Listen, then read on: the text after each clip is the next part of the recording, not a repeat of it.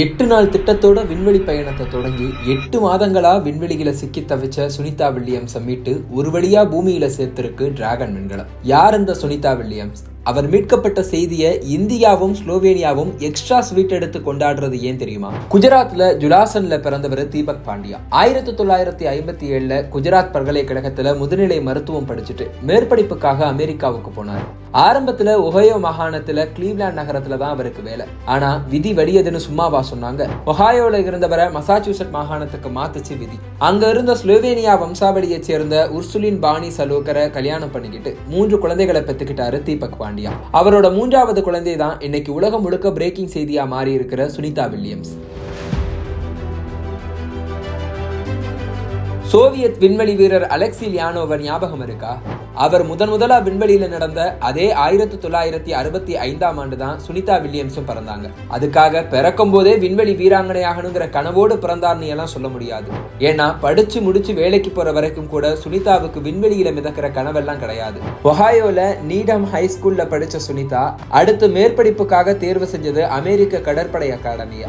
அப்பா ஒரு மிகப்பெரிய நியூரோ அனாட்டமி ஸ்பெஷலிஸ்டா இருந்ததால வீடு முழுக்க மருத்துவம் தொடர்பான ஏகப்பட்ட பொருட்கள் இருந்திருக்கு. அதுல இன்ஸ்பயர் ஆகி எப்படியும் சுனிதா டாக்டர் ஆயிடுவாங்கன்னு அவங்கள பெத்தவங்க நினைச்சிருக்கலாம். ஆனா அது நடக்கல. அமெரிக்க கடற்படை அகாடமியில பிசிக்கல் சயின்ஸ் படிச்சுட்டு புளோரிடா இன்ஸ்டிடியூட் ஆஃப் டெக்னாலஜில இன்ஜினியரிங் மேனேஜ்மெண்ட் முடிச்சுட்டு கடற்படையிலேயே வேலைக்கு சேர்ந்தாங்க சுனிதா. அந்த நேரத்துல தான் டாம் க்ரூஸ் நடிப்புல டாப் கன் ஆக்ஷன் டிராமா படம் வெளிவந்துச்சு. அதுல அமெரிக்க கடற்படை அதிகாரிகள் ஜெட்ல சீறி பாயறத பார்த்ததும் சுனிதாவுக்கும் அந்த ஆர்வம் துத்திக்கிச்சு.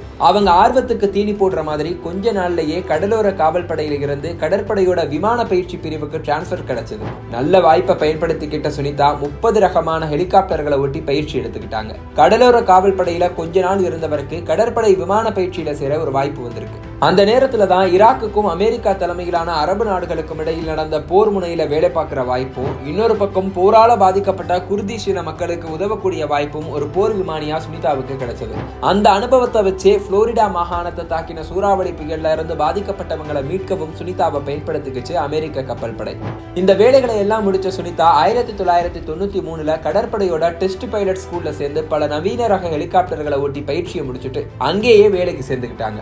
இந்த நேரத்துல தான் விமானங்களை ஓட்ட நம்மளால ராக்கெட் ஓட்ட முடியாதான்னு சுனிதாக்குள்ள ஒரு அசாதாரண நம்பிக்கை வருது. அந்த நம்பிக்கை கை கூடுற விதமா நாசா 1998 அவங்கள விண்வெளி வீராங்கனையாகவும் தேர்வு செஞ்சது. அதே ஆண்டே வேலையில சேர்ந்த சுனிதாவுக்கு தண்ணீர்ல உயிர் வாழ்ற சாகசம் தொடங்கி ராக்கெட் ரகசிய வரைக்கும் பல விஷயங்கள் பல ரவுண்டுகள்ல ட்ரைனிங்கா கத்துக் கொடுக்கப்பட்டுச்சு. அத்தனையையும் கத்துக்கிட்ட சுனிதாவுக்கு உடனே எல்லாம் ராக்கெட் ஏறி விண்வெளிக்கு போற வாய்ப்பு கிடைக்கல. ரஷ்யால கொஞ்ச நாள் இருந்து சர்வதேச விண்வெளி வீரர்களுக்கு பூமியில இருந்தே உதவிகளை செய்து கொடுத்தாங்க சுனிதா. இந்த காலகட்டத்துல தான் சுனிதா மட்டுமில்லாம சுனிதா மாதிரி பல இந்திய பெண்களுக்கு இன்ஸ்பிரேஷனா இருந்த கல்பனா சாவ்லா விண்வெளியில இருந்து திரும்பும் போது கொலம்பியா விண்கலம் வெடிச்சதுல உயிரிழந்துட்டாங்க. 2003 நடந்த இந்த சம்பவம் விண்வெளி ஆராய்ச்சியில மிகப்பெரிய தாக்கங்களை ஏற்படுத்துச்சு. கல்பனா சாவ்லாவோட சேர்த்து 7 பேர் உயிரிழந்தது பெரிய இழப்பா இருந்தாலும் நாசா அடுத்த கட்ட வேலைகளுக்கு தயாராச்சு. சுனிதாவுக்கு நீருக்கு அடியில 9 நாட்கள் ட்ரைனிங் கொடுக்கப்பட்டுச்சு. ஒரு வழியா டிஸ்கவரி விண்கப்பல் மூலமா 2006 ஆண்டு டிசம்பர் 9 முதலா விண்வெளிக்கு போனாங்க சுனிதா. 192 நாட்கள் சர்வதேச விண்வெளி ஆராய்ச்சி மையத்துல இருந்த சுனிதா 3 முறை வெளியில வந்து 29 மணி நேரம் 17 நிமிஷங்கள் விண்வெளியில நடந்து மிகப்பெரிய சாதனையை படைச்சாங்க.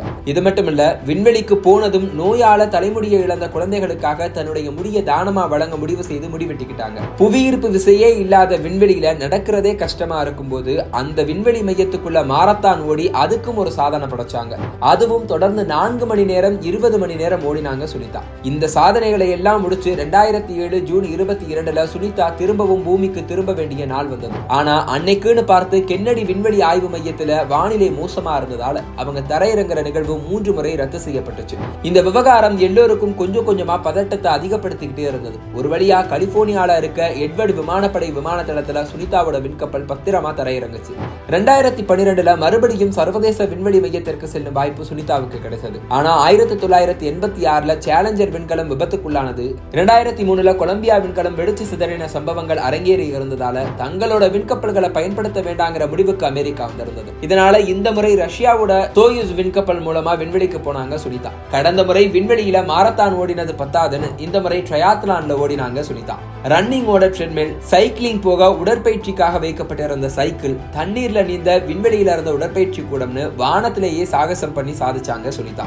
ஏப்ரல்ல ஆரம்பிச்ச இந்த பயணம் நவம்பர்ல முடிவுக்கு வந்தது. தன்னோட விண்வெளி ஆராய்ச்சி பணிகளோட சேர்த்து சுனிதா செய்த இந்த சாகசங்கள் அவரை மற்ற வீரர்களை காட்டிலும் சர்வதேச அளவில் இன்னும் பிரபலமாக்குச்சு. என்னதான் அமெரிக்காலேயே பிறந்து வளர்ந்திருந்தாலும் அப்பா தீபக் பாண்டியா இந்திய கலாச்சார தாக்கத்தோட குழந்தைகளை வளர்த்ததால ஒரு இந்துவாக தான் சுனிதா வளர்ந்தாங்க. இந்தியா மேல அவங்களுக்கு இருந்த அதே பாசம் தாய்நாடான ஸ்லோவேனியா மேலையும் இருந்திருக்கு. இதனாலதான் ஒரு தடவை ஸ்லோவேனியா கொடி, சமோசா மற்றும் பகவத்கீதையை விண்வெளிக்கு எடுத்துட்டு போன சுனிதா அடுத்த தடவை அப்பா கொடுத்த இந்து மத உபநிடதங்களை எடுத்துட்டு போனாங்க. தன்னுடைய இந்த 2 ட்ரிப்புகளுக்கு பின்னாடி 3வது விண்வெளி ட்ரிப்புக்காக சுனிதா காத்திருக்கும் போதுதான் அந்த அறிவிப்பு வந்தது. தங்களோட விண்கப்பல்களை பயன்படுத்த வேண்டான்னு முடிவுக்கு வந்த அமெரிக்கா ரஷ்யாவோட உதவியில தான் சர்வதேச விண்வெளி மையத்திற்கு அமெரிக்கர்களை அனுப்பிட்டு இருந்தது.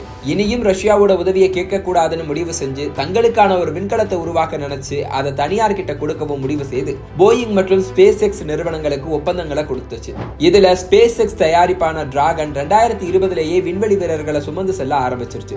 போயிங்கோட ஸ்டார்லைனரை பரிசோதிக்க சுனிதா வில்லியம், புச் வில்மோர் பெயர்களை அறிவிச்சது நாசா. ஆனா போயிங் தயாரிச்ச ஸ்டார்லைனர்ல பிரச்சனைக்கு மேல பிரச்சனை வந்ததால லான்ச் டேட் தள்ளி போயிட்டே இருந்து ஒரு வழியா ஜூன் 5ஆம் தேதி சுனிதாவையும் வில்மோரையும் ஏற்றிட்டு சர்வதேச விண்வெளி மையத்துக்கு போய் சேர்ந்தது.